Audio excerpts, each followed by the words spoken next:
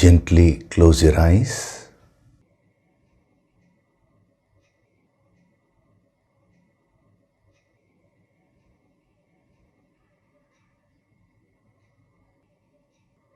Do deep breathing.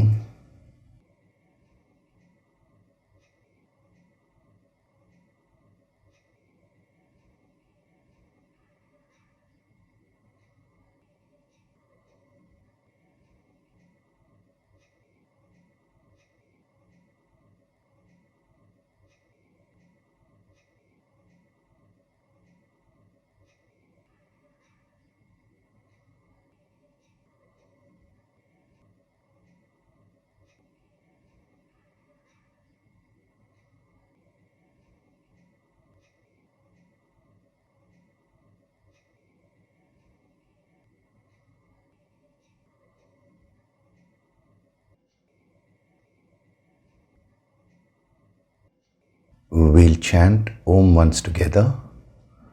Synchronize the chanting of Om with your exhalation.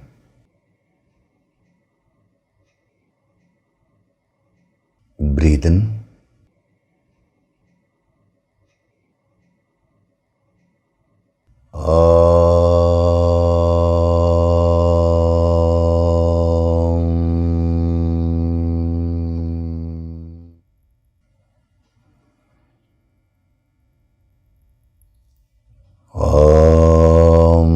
Sahana bhavatu, sahanau bhunaktu, sahaviryam karavavahai, tejasvinavaditamastu ma vidvishavahai.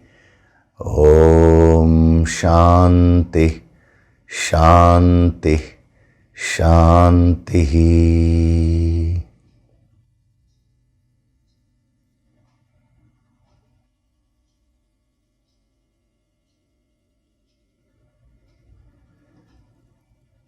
Gently open your eyes.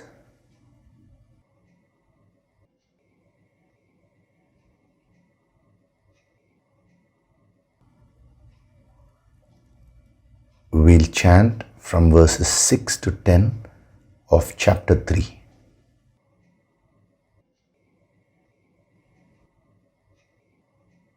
Karmendriyani sanyamya, कर्मेन्द्रियाणि संयम्य ya aste manasa smaran, य आस्ते मनसा स्मरन् indriyartan vimudhatma, इन्द्रियार्थान् विमूढात्मा mithyachara sa uchyate. मिथ्याचारः स उच्यते Yastvindriyani manasa, यस्त्विन्द्रियाणि मनसा niyamyarabhaterjuna, नियम्यारभतेऽर्जुन कर्मेन्द्रियै कर्मयोगम्, कर्मेन्द्रियै कर्मयोगम् असक्तः स विशिष्यते. असक्तः स विशिष्यते नियतं कुरु कर्म त्वम्, नियतं कुरु कर्म त्वम् कर्मज्यायो ह्यकर्मणः, कर्मज्यायो ह्यकर्मणः शरीरयात्रापि च ते, शरीरयात्रापि च ते न प्रसिद्ध्येद कर्मणः, न प्रसिद्ध्येद कर्मणः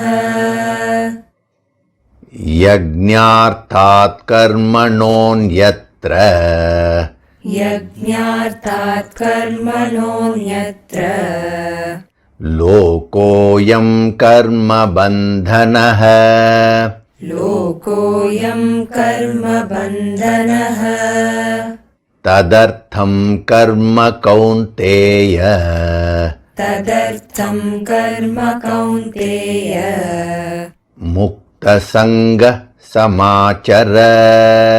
मुक्तसङ्गः समाचर सह यज्ञा प्रजा सृष्ट्वा सह यज्ञा प्रजा सृष्ट्वा पुरोवाच प्रजापतिः पुरोवाच प्रजापतिः अनेन प्रसविष्यद्वम् अनेन प्रसविष्यद्वम् येषवोस्त्विष्टकामधुक् येषवोऽस्त्विष्टकामधुक्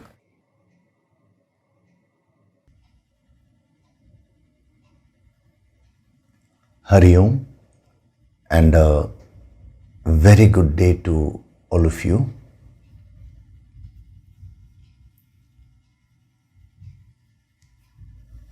So in the last few weeks, we have been getting into the depth of this particular verse, verse number 8.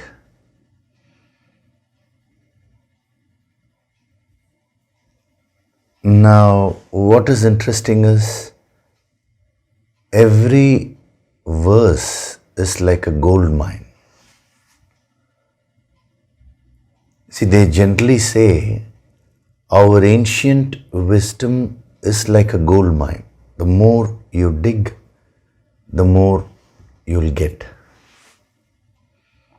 This is for the entire ancient wisdom. Now, what is most interesting is that supposing out of the whole ancient wisdom, you take one particular text. For example, let's say the Bhagavad Gita. Now, as a scripture, the Bhagavad Gita is like a gold mine. It reflects the properties of the entire ancient wisdom. It's not only the Gita. Any scripture you take, it will have the same quality.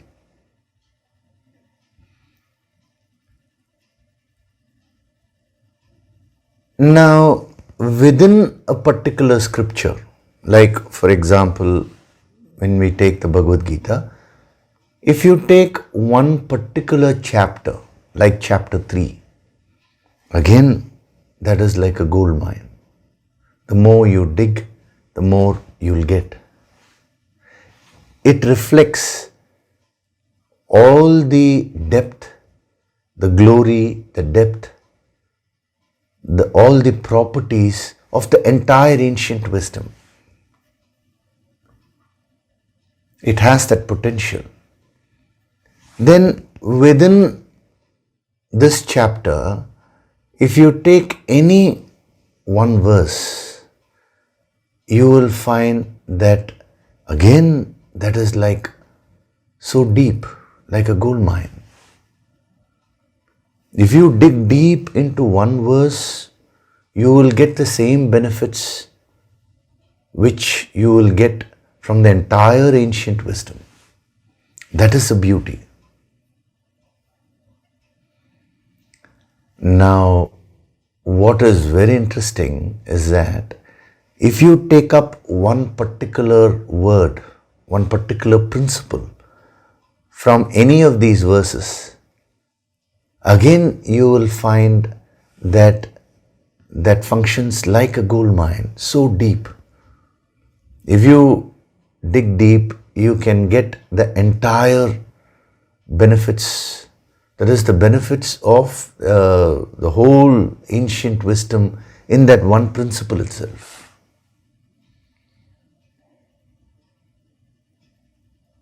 So, it is not actually per se the ancient wisdom. The ancient wisdom in total has infinite depth. If you take part by part, that also has infinite depth. Within a part, if you take one particular verse, that has infinite depth. Within a verse, if you take one particular word, that has infinite depth. So what is the key point here? It is not the ancient wisdom, it is your ability to dig. It is your ability to go deep.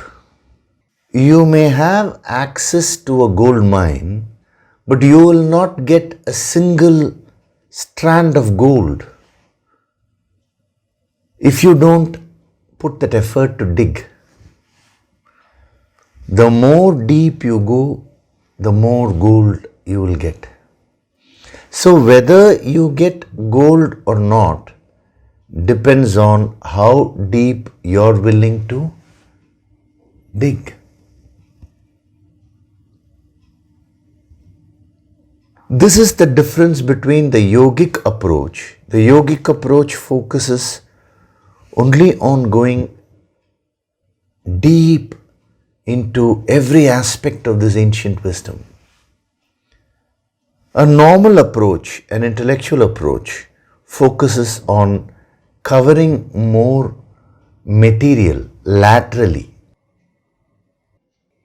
Let us say, just for argument's sake, you visit many gold mines. Let's say you visit 100 gold mines. Will you get any gold because of that? No, because you have just stood at the surface and you have just admired a few things there and you have come back. Another person may not have gone to so many gold mines. He may have just chosen one, whatever was near him, and he went and dug there and he would have got access to the gold. Similarly, one person may have read a lot of books. He may have read many scriptures. If you take the 4 Vedas, they themselves are voluminous. Then if you take the 18 Puranas, the main Puranas, now becomes very huge. Then if you take the Ramayana, the Mahabharata, like this there are so many things. Now let's for argument's sake say that a person somehow reads everything, or he covers the length of the entire scriptures. Now just because he has covered so much of material, does that mean he has grown spiritually? Not necessarily. He may have read everything, but is his mind under his control? That is the question. Has he got connected with the infinite?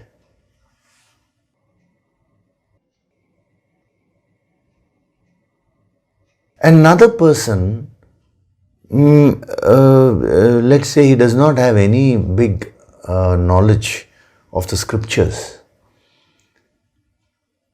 but he just surrendered to his master, and whatever little the master taught him in depth, he grasped the whole thing.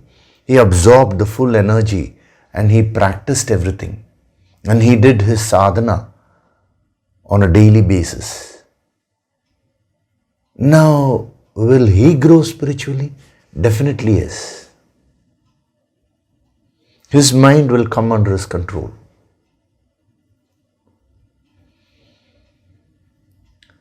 So even when we come to the scriptures, the ancient wisdom, the tendency of the mind is to be extroverted, is to jump from one place to another place, to gather as much material as possible. Now all these will not work. It is only the yogic approach which will work. That's why in the second chapter, which we did, Krishna makes a specific mention of that. He says, people, pandits who genuinely, with a genuine attitude, they study the scriptures, but it is like a forest, he says. They may get completely lost there, and they may consider the letter of the Vedas as superior. That is, they may give value to the letter of the Vedas rather than the spirit of the Vedas. He says, such people will not reach anywhere. You cannot become a sthita prajna like that. You cannot become enlightened like that. Letter of the Vedas means taking things literally. See, every verse actually is trying to communicate many principles. Those messages, those principles are hidden. Now one needs to use the yogic approach to wade through all these words and get the real messages. When a person does not do that and merely gets stuck with the letter of the scriptures, he uses that phrase only, then he will not get the true benefit of spiritual growth. So now, as a sadhak, you need to decide. Do you want to merely cover the length, or do you want to go into the depth? You can't do both. Incidentally, when you go into the depth, when you start understanding one thing deeply, your base level of understanding will be elevated. So you will get a complete understanding of everything also. That is the incidental benefit.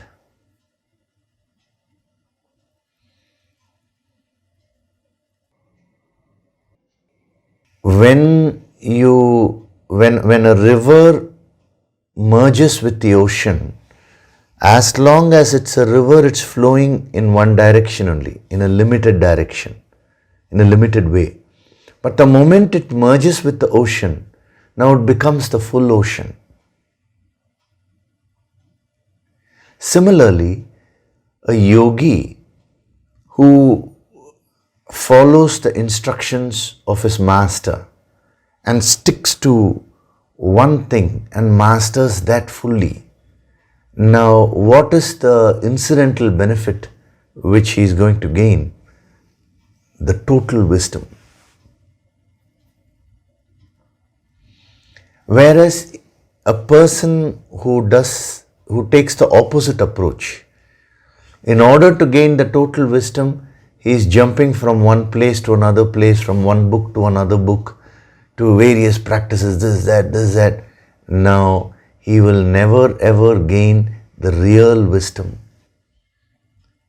because he is only moving along the surface.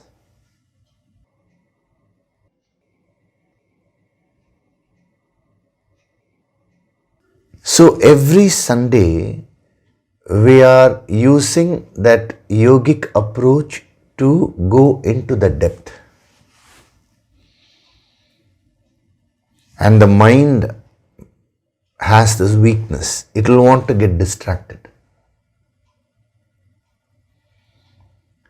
Actually, an untrained mind loves distractions. See, as you advance spiritually, you will not want any distractions. You will want to be focused. But what the most interesting part is, when you are a beginner means, I don't mean in terms of attending these sessions, I mean in terms of spiritual growth. When you are in the initial level, you will feel uncomfortable to go into the depth. You will feel comfortable with various distractions. It means you are still at the surface level. You have not yet become a sadhak. You have not yet become a seeker. We'll be coming to that later on. He calls such people as jignasus. Jignasus means those who have an intellectual curiosity. They don't go beyond that. Their seeking does not go beyond that. So if you want to get enlightened, you need to become a sadhak. And if you want to become a sadhak, you need to learn to appreciate going into the depth.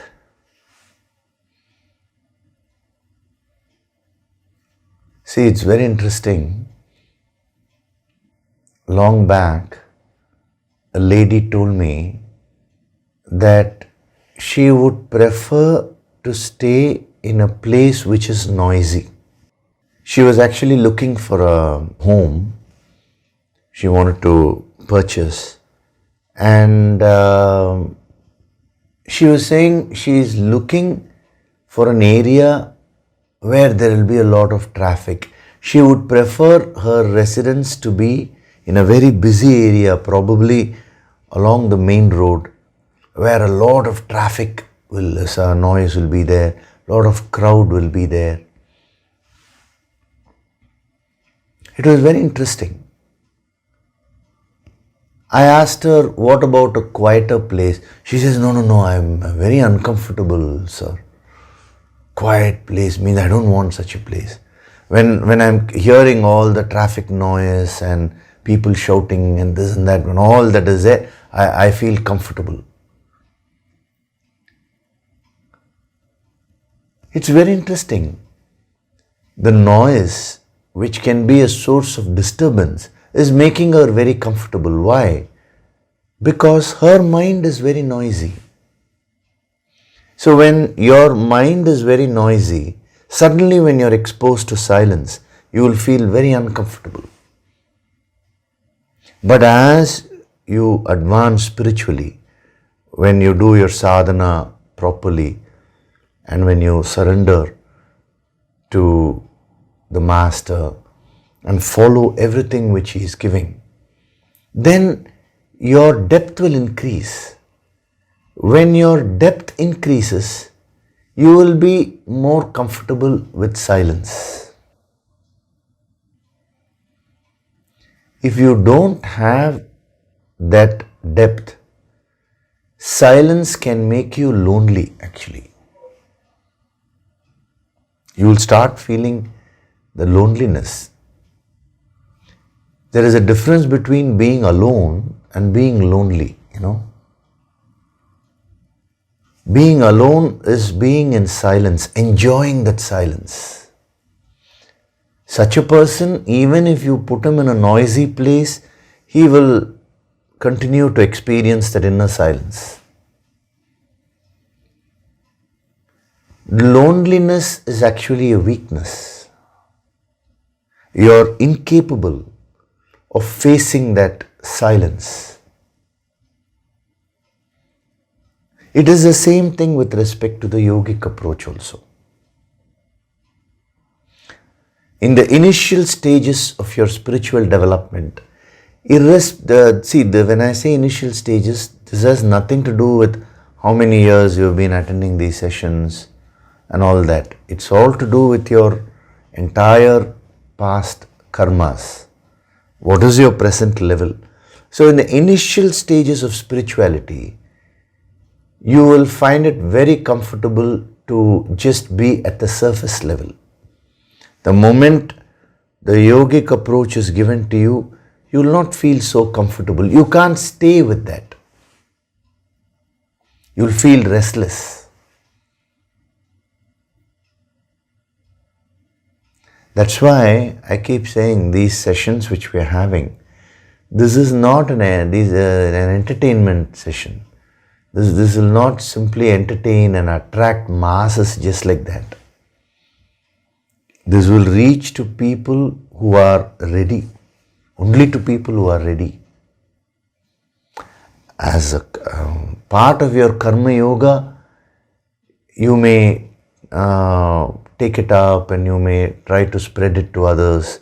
You may tell your friends, you may tell your relatives, you may, in your own way, you may spread the message and say, attend these Sunday sessions, it's wonderful and all that. Many of them may come.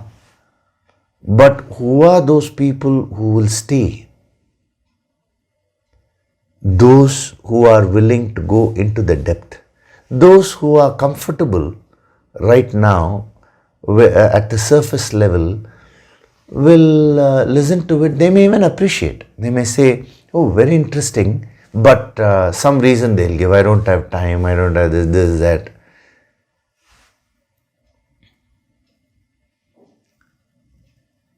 So, if you truly want to grow spiritually, this is the way, going into the depth. And this yogic approach is not merely with respect to these verses alone. It is with respect to your entire life. How did Siddhartha become a Buddha? He went very deep into 3-4 experiences of his life. When he saw a deceased person, oh, what is a disease? Achha, the body will have to get disease at some point of time. He went deep into that. When he saw an old person, oh, this body can become old. Nobody can escape that. When he saw a dead body, then that shocked him. He went into real depth. Everyone born has to die. Then what is the purpose of life? What is beyond all this? How do we overcome sorrow? What is the truth? And when he was deeply seeking, he saw a yogi who was meditating, and he found that yogi's face had that peace, that infinite peace. So he said, I should also become a yogi. I should get to know the truth. It is because he used the same yogic approach with respect to a few experiences in his life that from a Siddhartha he became a Buddha.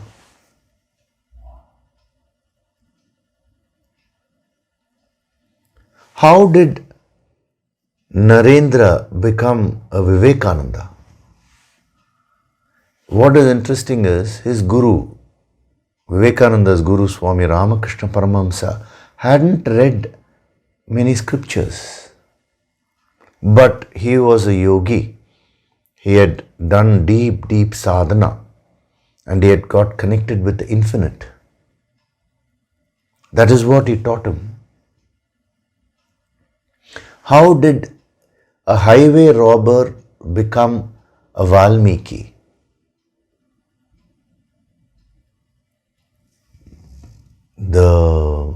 His guru was sage Narada.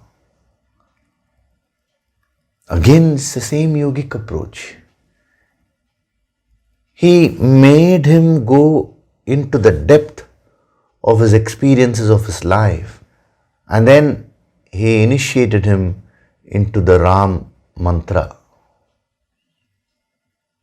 The most interesting part is that it is said that Valmiki was not even able to pronounce Rama.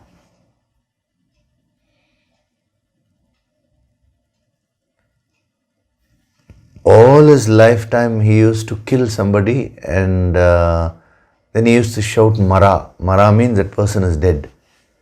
So Narada said, if you can't say Mara, if you can't say Rama, no problem. Say Mara, Mara, Mara continuously with full focus. So he kept on saying Rama, Rama, Rama, Rama. It became Rama, Rama. And he went into the depth and absorbed those vibrations. He became the great sage Valmiki. Why am I giving you these incidents from history? Just to say that anyone, even if he has led a worst kind of life, is able to reach such great spiritual depth, who is able to climb the spiritual ladder and become one with the infinite by using this yogic approach. So if you absorb the principle of this yogic approach into your life, you can also become enlightened. You can touch great spiritual heights.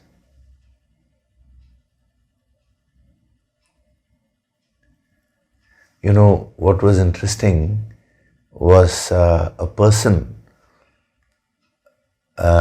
he started attending these sessions because he had a deep desire to learn the Bhagavad Gita. And after a few weeks, he came and met me. This was when this was happening in the auditorium, no? So he came and met me after the discourse in the backstage, just for a few minutes. And he said something which was very interesting. He said, "Sir, when I joined these sessions, my idea was I wanted to know what was Bhagavad Gita. Now, after a few weeks, I'm not so much bothered about whether I'm learning the Bhagavad Gita or not. My focus has shifted from learning the Bhagavad Gita as a scripture outside to learning what life is all about, to learning what is there within me. Who am I? What am I doing here? What is my purpose in my life?" The focus has shifted. To which I told him, it is only now you are learning the Bhagavad Gita truly. Earlier, when you said that I wanted to learn the Bhagavad Gita, that is only at the superficial level, as a text. But the moment your focus turned inward, that is when you're truly learning the Bhagavad Gita. And it's not only the Bhagavad Gita, all the scriptures, the entire ancient wisdom. So, when we are moving from principle to principle, remember that much of length is more than enough. What is being given every Sunday, there's a lot of length also covered. But the focus is on the depth.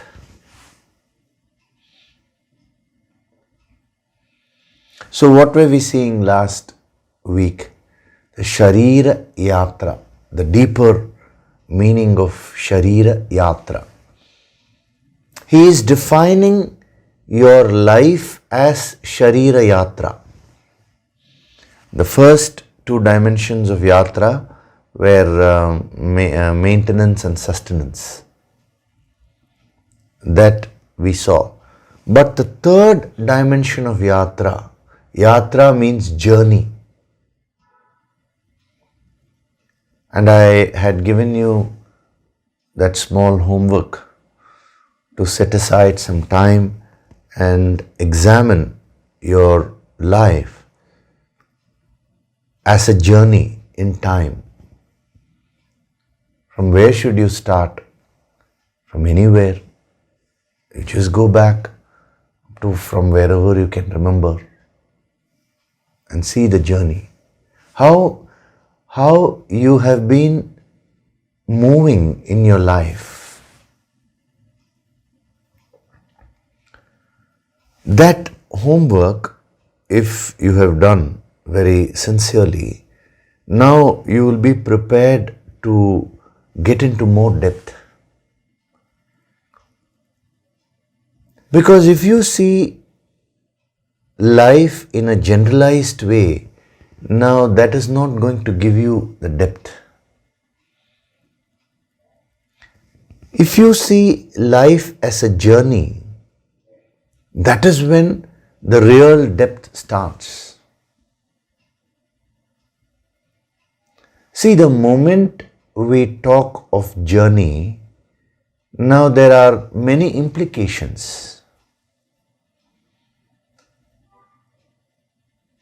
The first thing is, when we are talking of a journey, now what is the most important aspect of any journey which you undertake? See, just for example, supposing you decide to travel. You want to move from one place to another place. So the first thing is you need to have a destination. If there is no destination, then there is no meaning in that journey. Even if a person says, I just want to simply roam around, even if a person takes up such a journey, there is still a goal which he has in his mind. So the moment we look at life as a journey, now we will start fixing clear-cut goals in life. Why is it that it has always been emphasized? What is it that you want? Find out. Fix your goals in life. Why? If you are unable to fix goals in life, that is because you are not seeing life as a journey.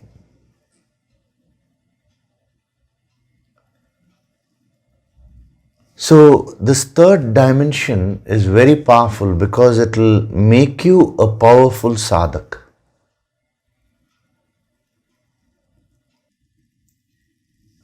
So life being a journey, you need to have goals, destinations, number one. Number two, when you are moving in the journey, what is very important? Your present state or the direction in which you are moving. Supposing, let's say, you want to move from A to B. Now in between there is a place. There are two places, C, D. C is the first landmark and D is the next one. Now, let us say two people are traveling. One is at C and another is at D.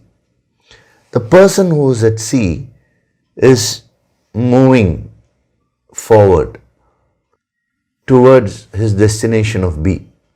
Whereas the person who is ahead of him at D, now instead of moving in the direction towards his destination, he gets distracted by various things at his place and he starts moving in the right direction, some other direction. Now, who will reach the destination? It is only the person who is moving forward.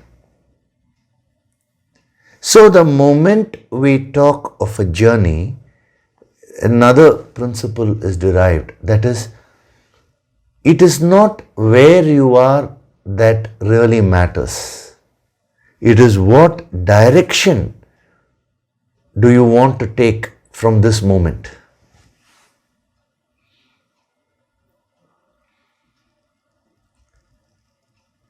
You may have so many issues. You may be at a very low level. It does not matter.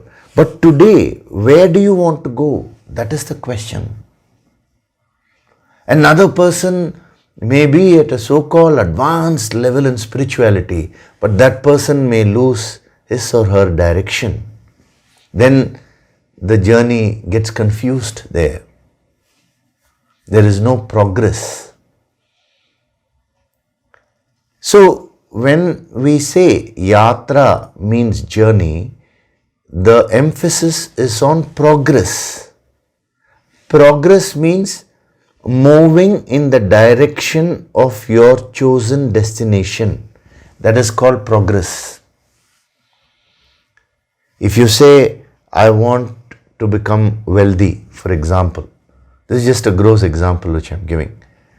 Let's say I want to earn so much.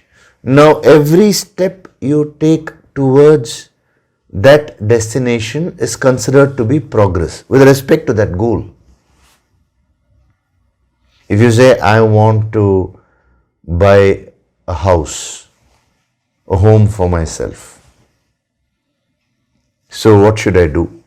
I need to earn so much per month. I need to save so much per month. I need to cut down on my expenses. Let's say you find that you're wasting a lot of money. Let's say you're spending in buying unnecessary things, gadgets, which you can do away with. You're spending a lot of money in just eating food from this restaurant, that restaurant. Just an imaginary example I'm giving.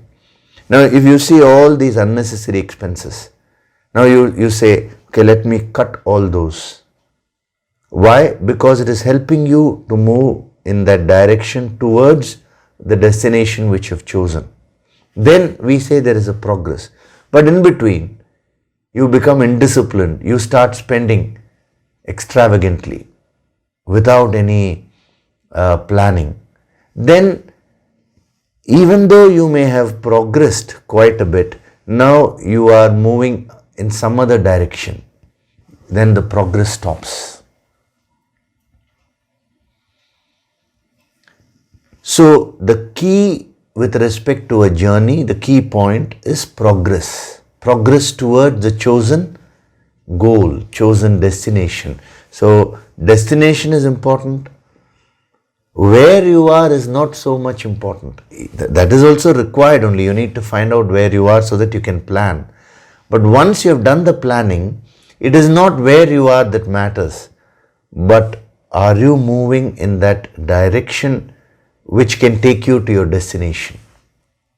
So when a student approaches a master always sees where the student wants to go. He does not see what level the student is in. That anyway he is going to know in order to guide. But his main focus is in finding out what is it that the student is seeking. Where does he want to move?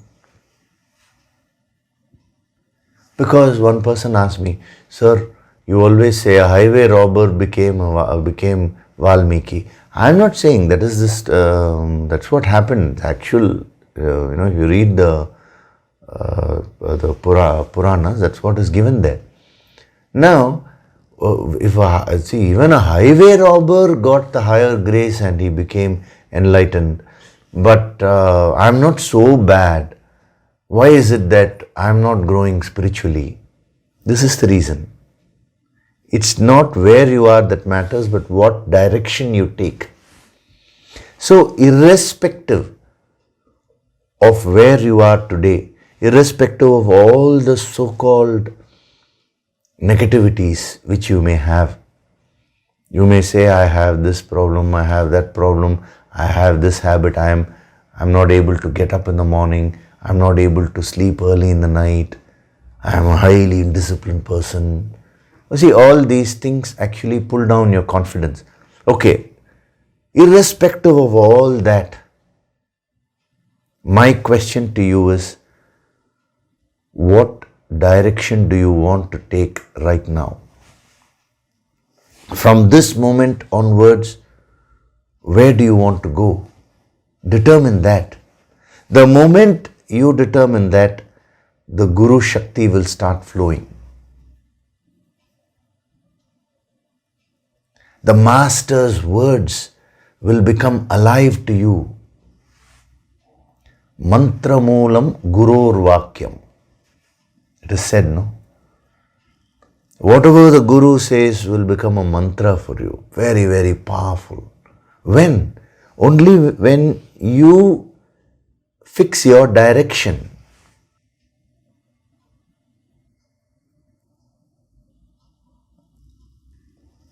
So that is the power of this third dimension of yatra. Yatra means journey. So if you want to practicalize this, the Sharira Yatra with respect to this dimension, very simple. Don't be so much bothered about where you are, at what level you are in today. Make a gentle assessment, make a even specific assessment and leave it at that. But if you want to practice Sharira Yatra, simple, fix a goal, a higher goal. Something which is beyond your present level. Don't keep your goal so high that you find, you lose all your confidence. When am I going to reach there? Now again you will go about in your own way. No.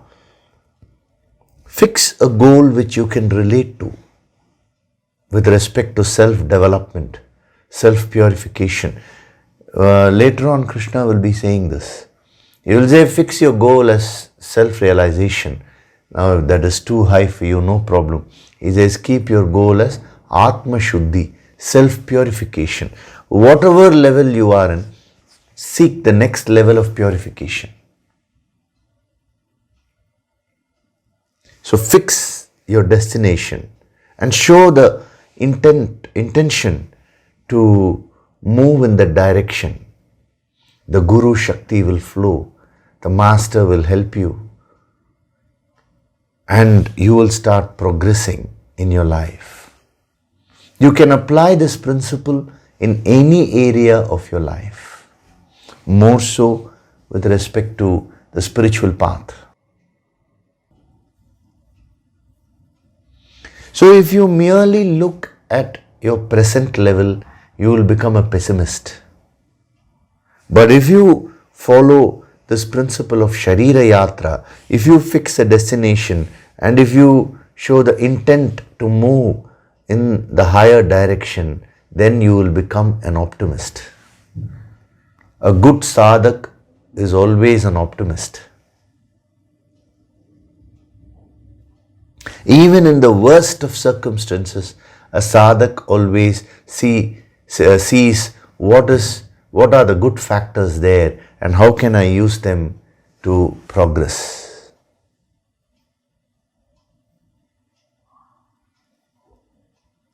So, Sharira Yatra, beautiful principle, the journey.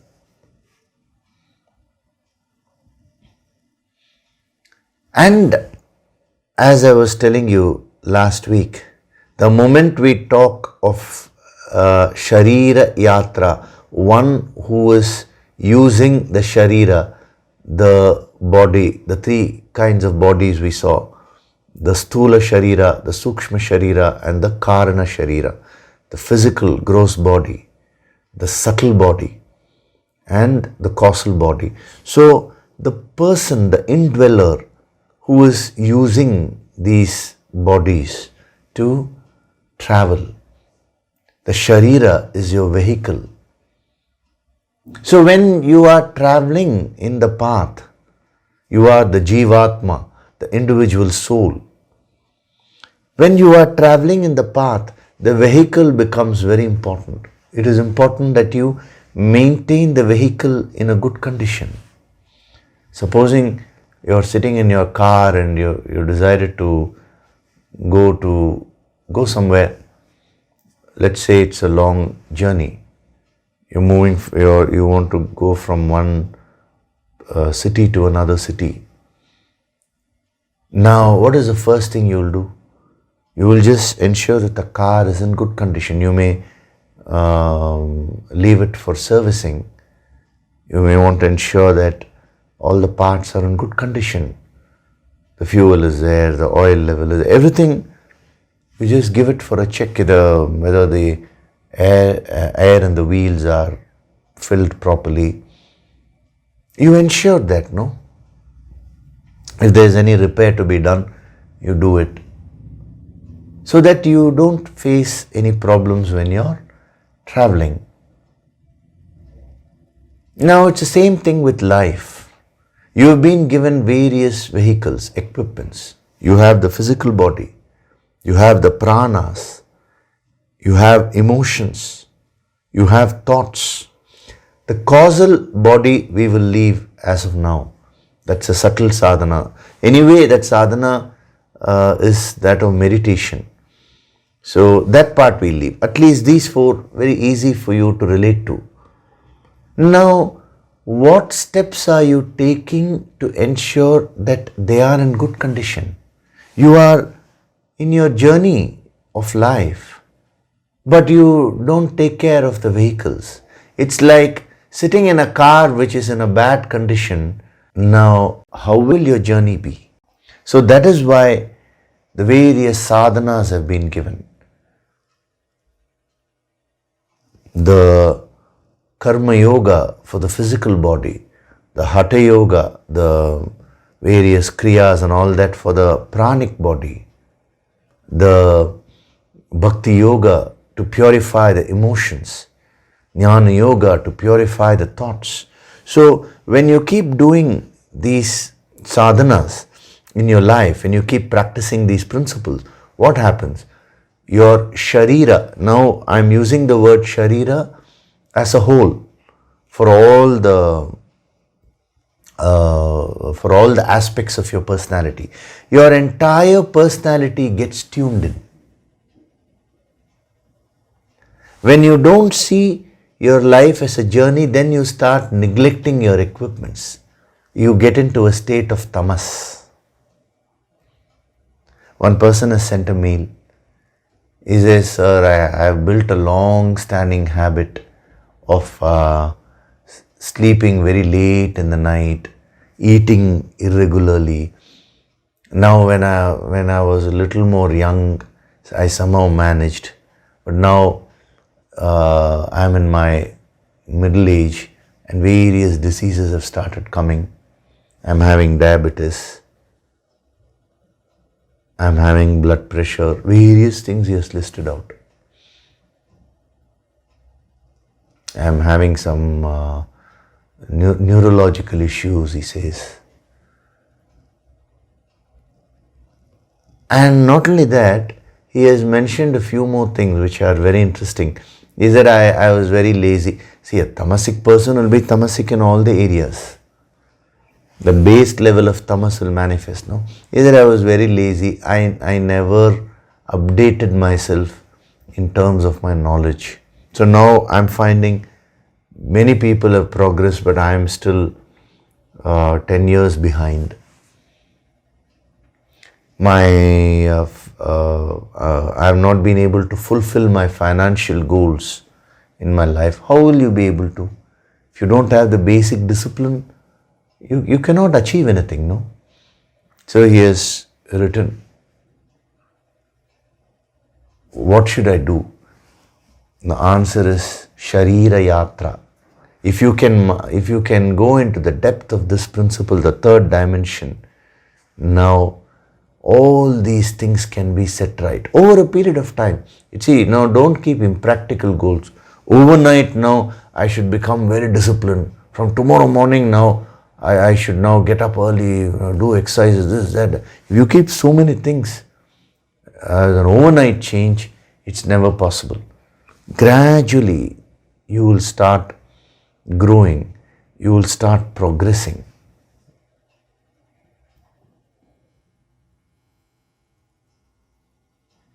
So, Sharira Yatra means the journey of life. He says the journey of life will not be possible, will not be completed if you don't do your karmas properly. The karma related to that particular aspect of life. If you want to grow financially, you have to follow few principles. If you want to have wonderful relationships, you need to follow a few principles. If you want to be healthy, certain principles. If you want to grow in your career, certain principles. If you want to grow spiritually, certain sadhanas you need to do. The Yoga Sankirtan Sadhana is designed to work at the causal level of your personality. The empowerment courses are meant to directly burn up all the negative seeds which you have stored at the causal level. That is why whenever you attend an empowerment program, you find that your base level gets pushed up. Why? Because many seeds are burnt at the causal body level.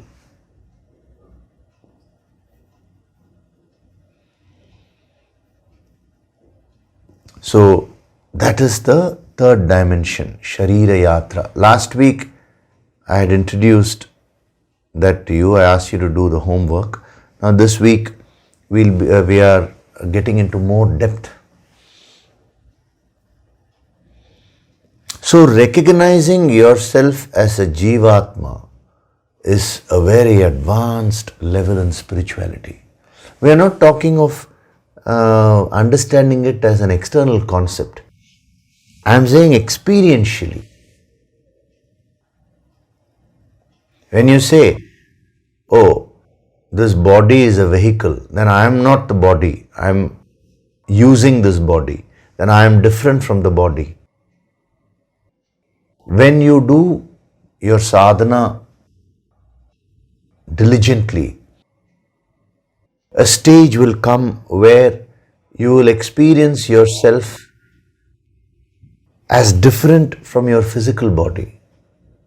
And when you do your sadhana further, as different from your pranas. At a further higher level, you can clearly experience you're different from your emotions. But you will still be stuck at the thought level.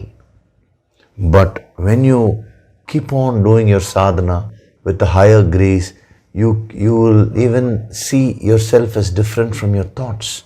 See yourself means experience yourself. And depending on how deep you have gone in your sadhana, the master will increase the energy during the empowerments.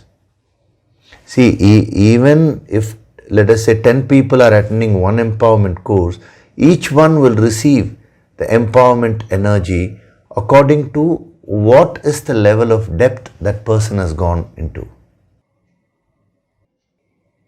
There was one Siddha in the Himalayas. Now, he used to ask his master,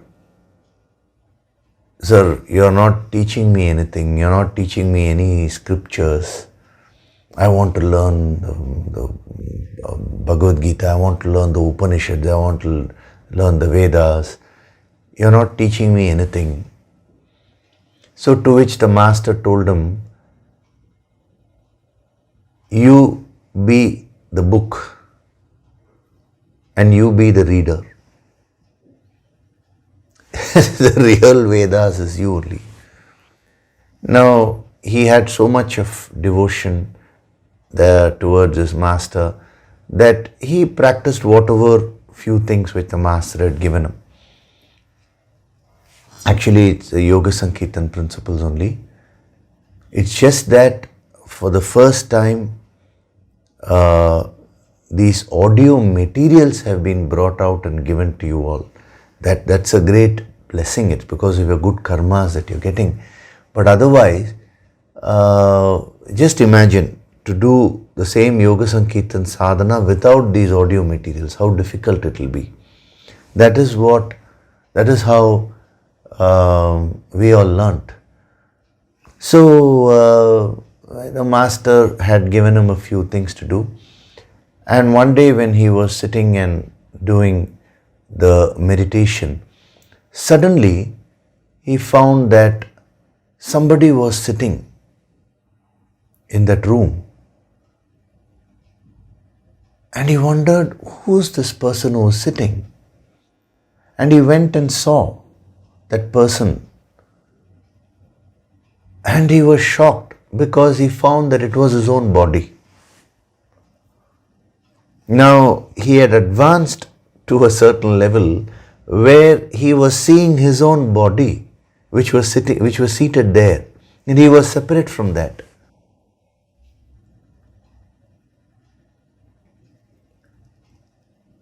He had moved from the physical body level to the astral body, that is the subtle body level. See, this is what I mean, the experiential wisdom. One is to read it in a book, the other is to hear it. But when you actually experience it only, then that is the Sharira Yatra he's talking about. So when he detached himself from the physical body, at that time his guru appeared before him. His guru was a great enlightened master, but unknown. He spent most of his time in solitude. So his guru appeared before him, and he said, okay, you've been asking me for quite some time to teach you more deeper sadhanas. So I'm teaching you now. So he made him sit. When I'm saying he made him sit, his physical body was already seated, but now the subtle body, he said, sit down.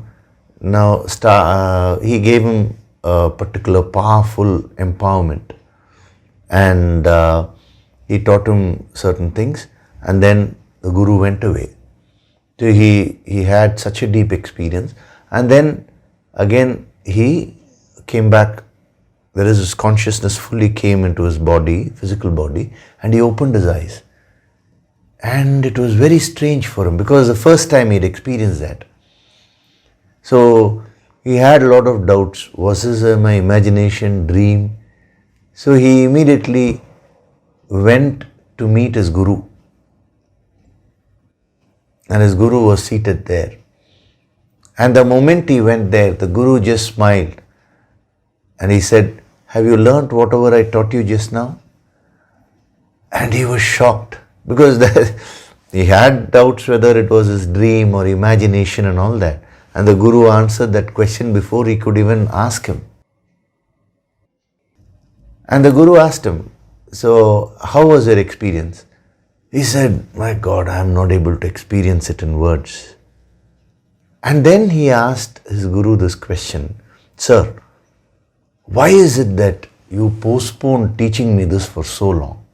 I have been asking you for so long now.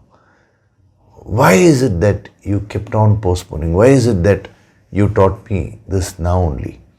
To which the guru said, because you were completely identified with the physical body. At that time, you will not be able to take the energy of this higher empowerment. So I gave you the various empowerments with respect to that level. And I was waiting for you to do the sadhana consistently. It is only for a person who does the sadhana consistently who can move to the next level. And the moment you are able to detach your consciousness from the physical body, only then this empowerment can be given. And he told him, don't think this is the end all of your journey. You keep practicing these things which I have given you now. After a while, your consciousness will expand further. You will go to the next level. At that time, I'll give you further higher empowerments. Till you go to the highest level. So whatever was given last week, that is not merely meant to be understood intellectually.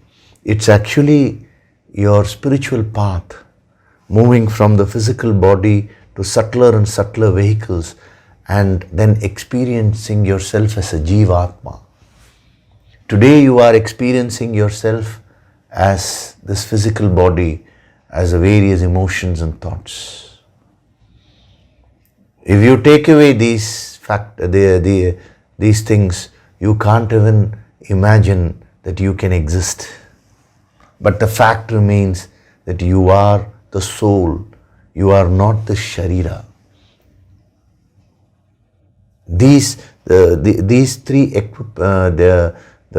three bodies, the physical, the subtle and causal bodies, they are your equipments. You are not them. You are the Jivatma. That is the first understanding. We will come to the next dimension, which will be even more inspiring for you. But first, you have to get inspired with this principle, this fact.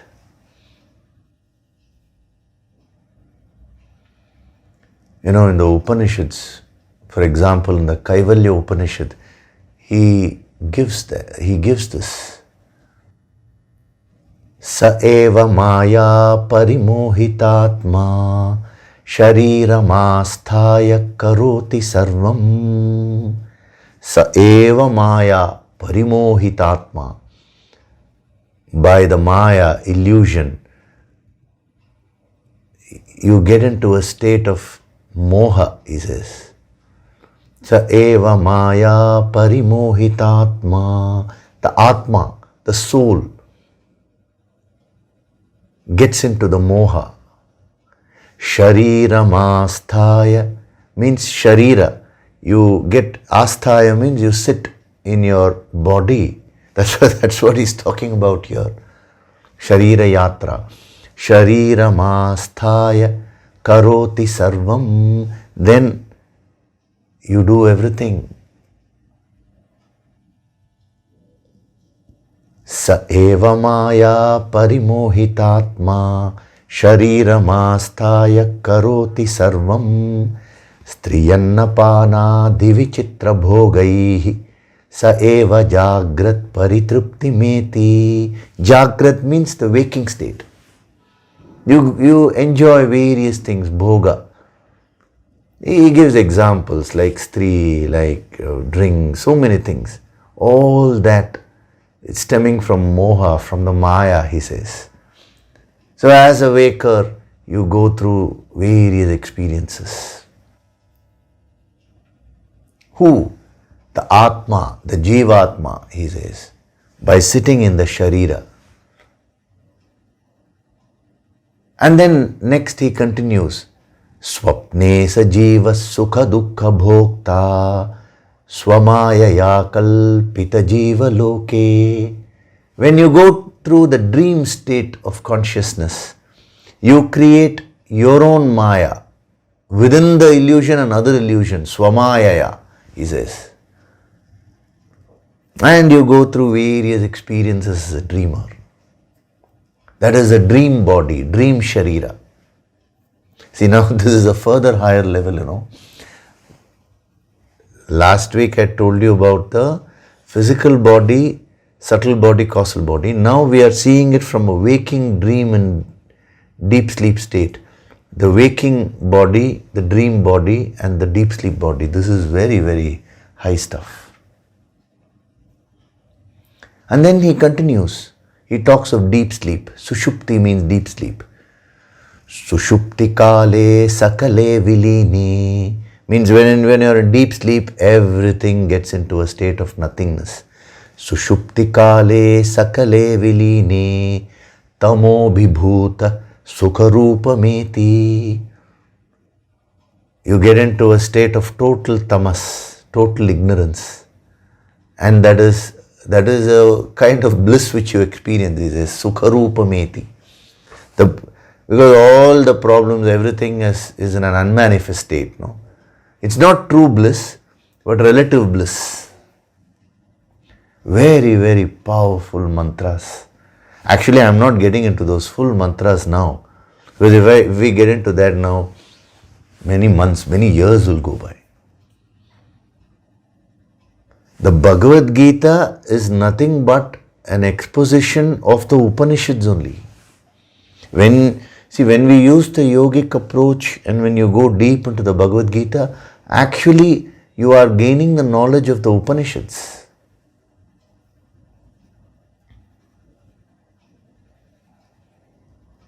He goes on, after that. He says you play about in these three cities, he says. The waking state, the dream state, and the deep sleep state. And because of the Maya, you are completely deluded. You don't see yourself as the Atman. The Jivatma experiences all this and takes all this to be real. So Sharira Yatra means breaking these shackles of these equipments and becoming one with the soul. First, the Jivatma, the individual soul.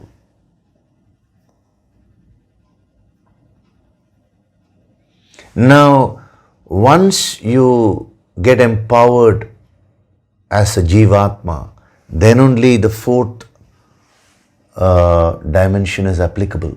What is the fourth dimension? Yatra not only means journey, it means going on a pilgrimage. There are different kinds of journeys which you can undertake. If you want to go from your city, that is wherever you're living, to let us say another city where there is a resort, or you want to go to some other place just to see some gardens. Now that is one kind of journey.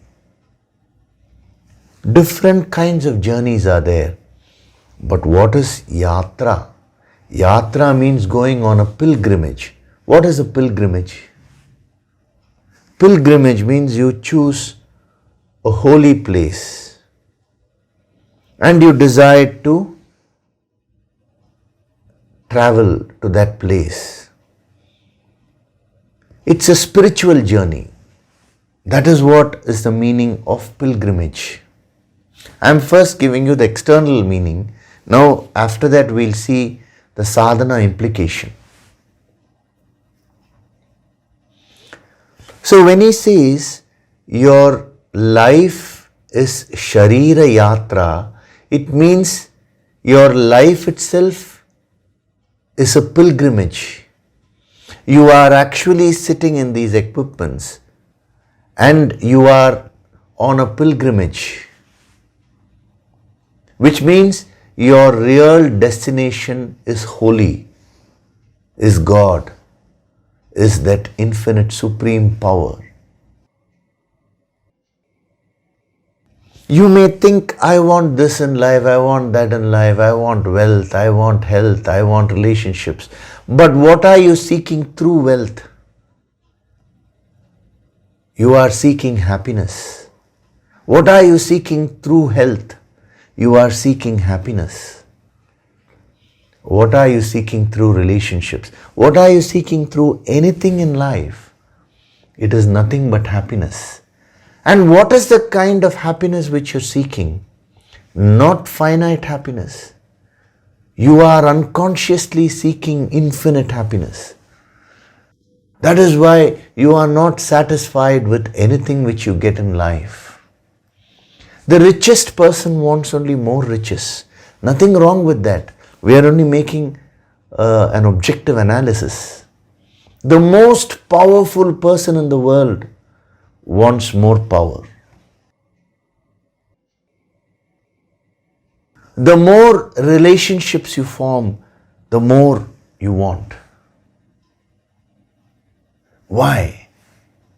Because what you're seeking in reality are not all these. These are all finite. What you are seeking is actually that infinite happiness. He's asking you to recognize that.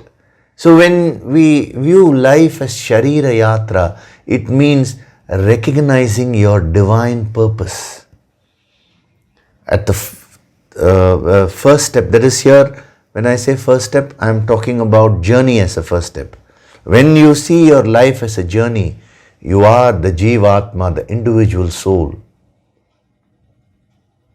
But now, when you see life not merely as a journey, but as a pilgrimage, as a spiritual journey. Now, what is your destination? Your destination is Paramatma, the infinite self. Atma is one only. Today, because of the ignorance, you are thinking yourself as a Jivatma. When I say today, you are in further ignorance. You are thinking yourself as a Sharira, as equipments. So when you do a lot of sadhana and when you come to an advanced level of Jivatma, at that time the Guru tells the student, listen, this is only the starting point. You are not the Jivatma, you are the Paramatma, and you are sitting in the Sharira, in these equipments, to experience the infinite. You're already moving towards that. You have to recognize that. Today, you are blissfully unaware of your spiritual journey. It doesn't matter where you are. It doesn't matter what you are seeking in life. Everything is ultimately aimed towards infinite happiness only. You may seek it in wrong channels, but someday you will realize that your yatra, your life, is a pilgrimage.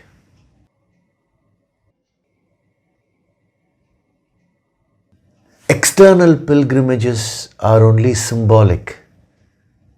You choose a place where there is you call it a holy place, and then you travel externally thinking you will see God, but that is not the way to see God.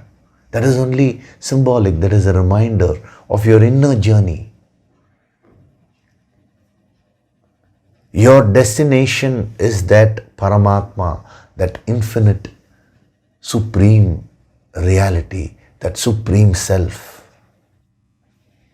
Whether you recognize it or not, whether you want it or not, you are moving towards that. The sooner you realize it, it is better. And the moment you realize that, your life takes a different turn. Your life becomes so purposeful. This moment which has been given to you becomes so sacred.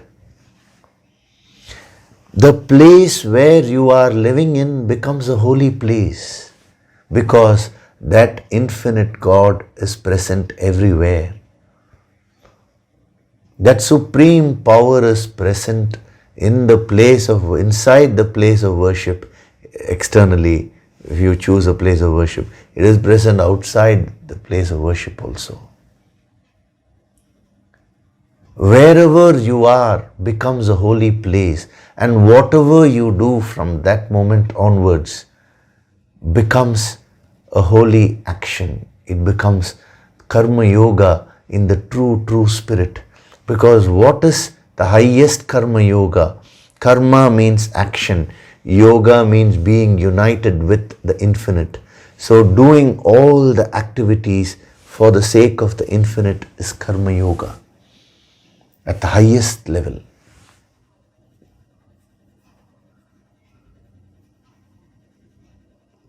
So for the Sharira Yatra to be completed means the journey which the Jivatma has undertaken to become the Paramatma. For that journey to be completed, karma is essential. What a powerful principle this is. It's at a different level, you know.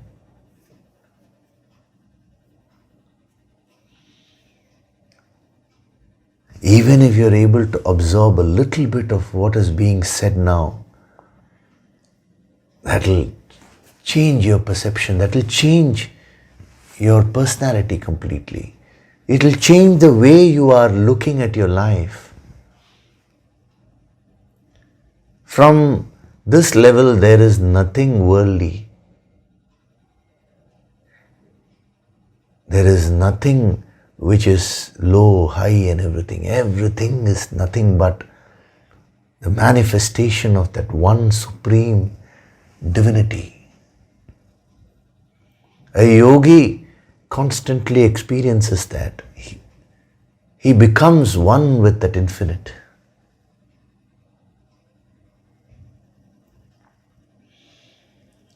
So moving from Sharira to Jivatma is the first landmark.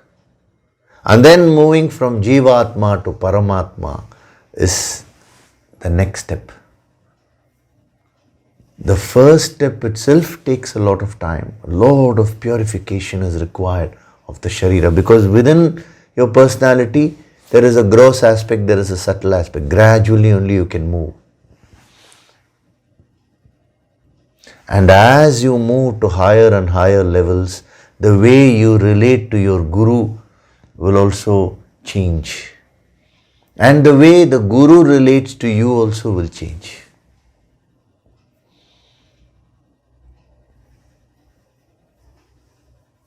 If a person is fully asleep, what can you speak to him? You will only keep making some noises so that he at least wakes up. So what the Guru says from a lower level has actually no meaning from a higher level.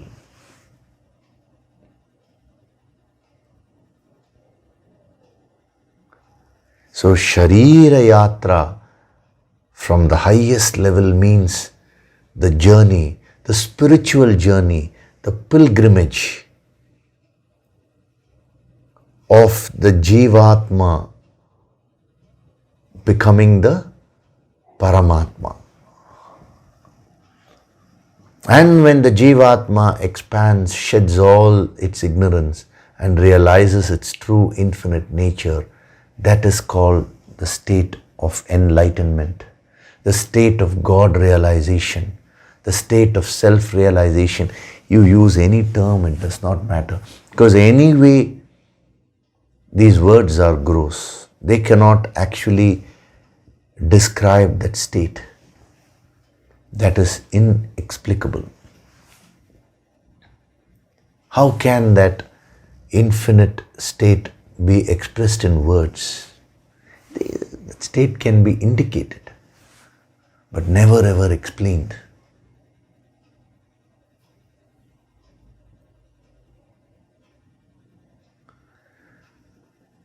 So, from a worldly level, if you want to achieve something, it's only karma which can help you.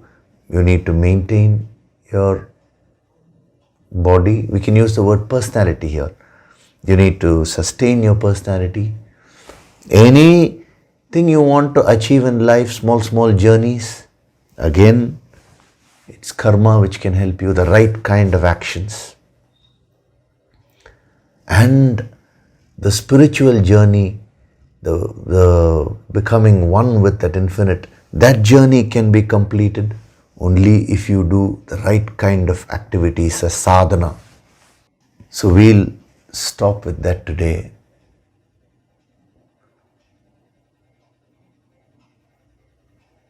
Just reflect.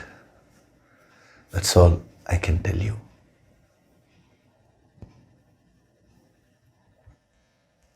Okay, now we'll do the Nididhyasana meditation. Today in the meditation, when these principles are being installed, Sharira Yatra will mean something else to you. It will be very deep. Gently close your eyes.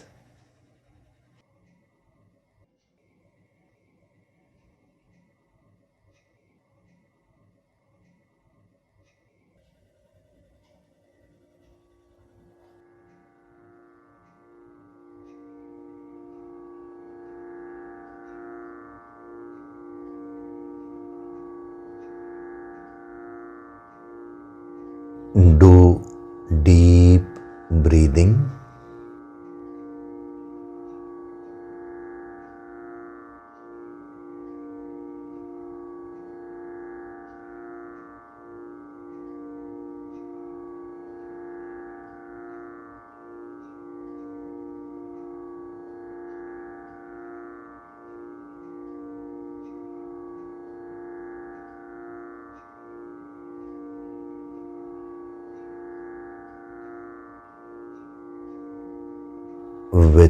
every breath,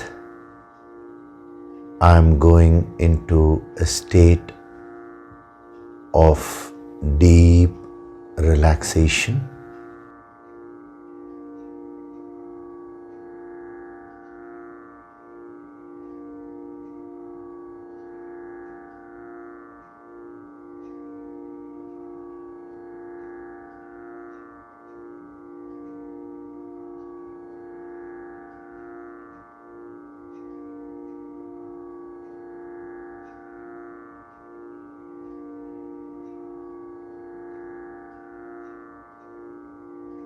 Experience the divine vibrations.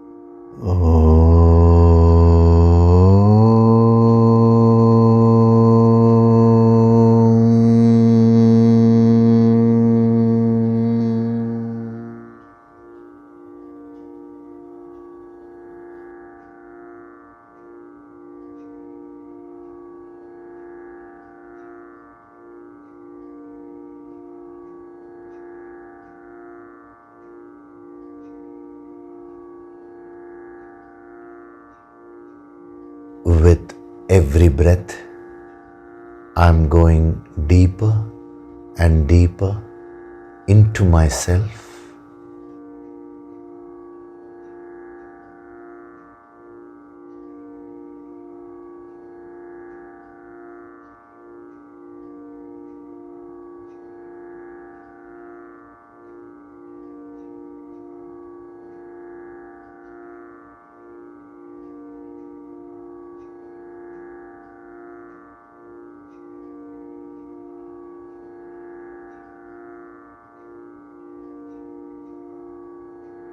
I am not this physical body.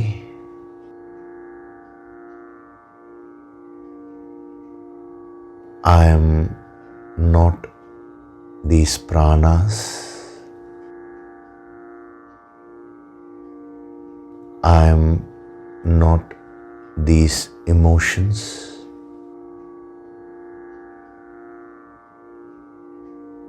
I am not these thoughts.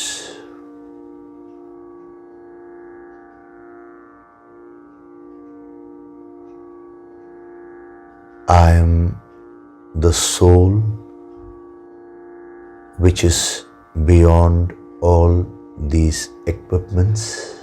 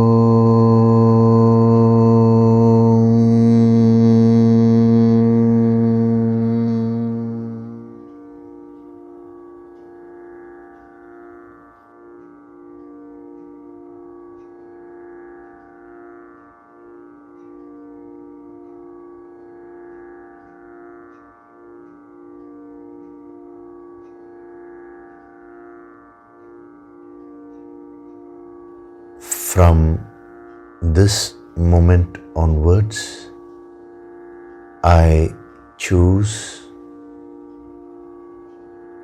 to practice the sadhana of Sharira Yatra.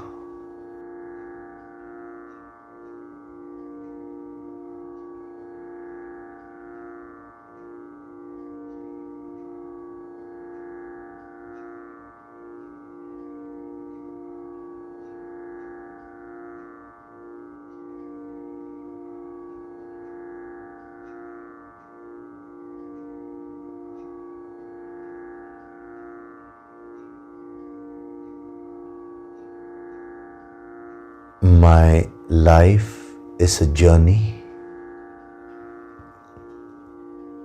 a divine journey from the finite to that infinite.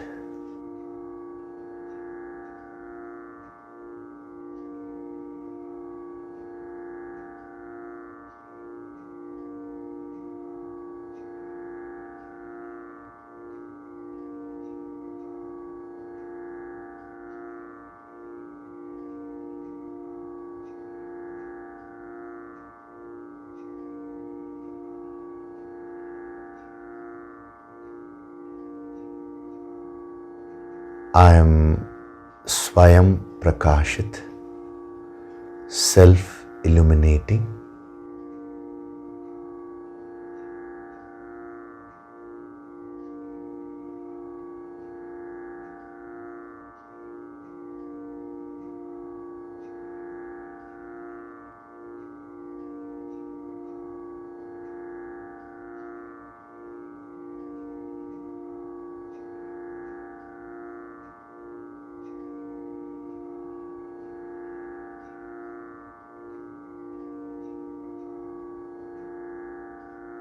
Offer your gratitude to God Supreme.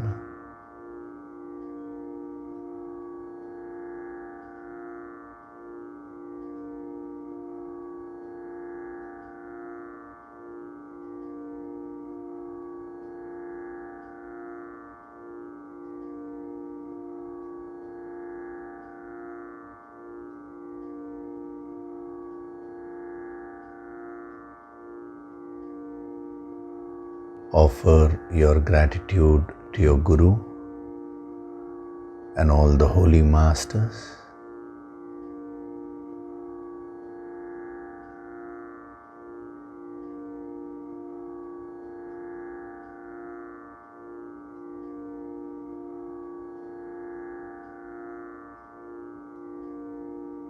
Slowly come back. Wriggle your fingers, your toes. Rub your palms together to create a warmth.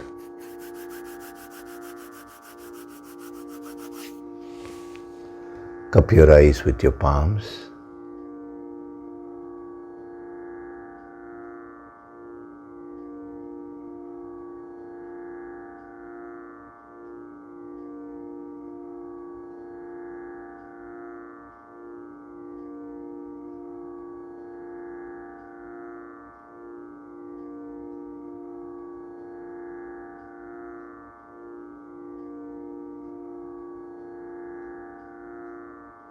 Gently rub your eyes, cheeks, forehead, top of the head, back of the head and neck. Slowly open your eyes.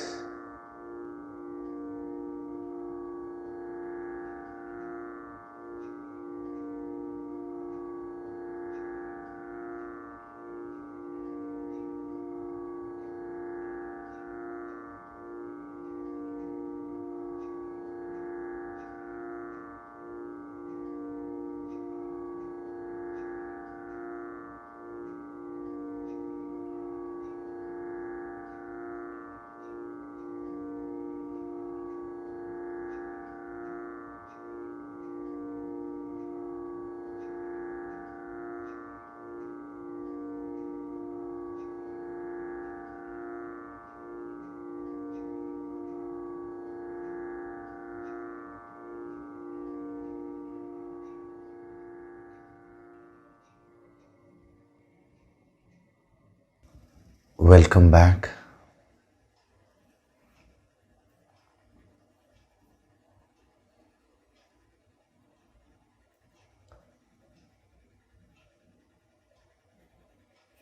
The last two sessions have been very powerful, no? Because suddenly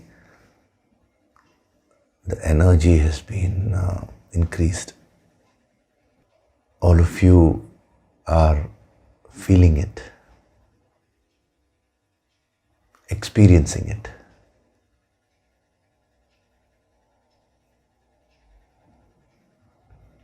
These are the highest truths.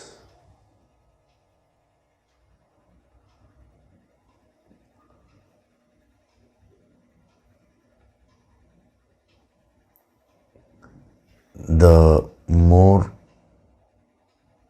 sincere you become as a sadhak,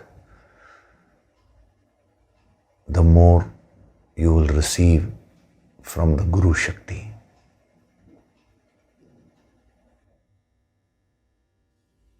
This is the law, the spiritual law.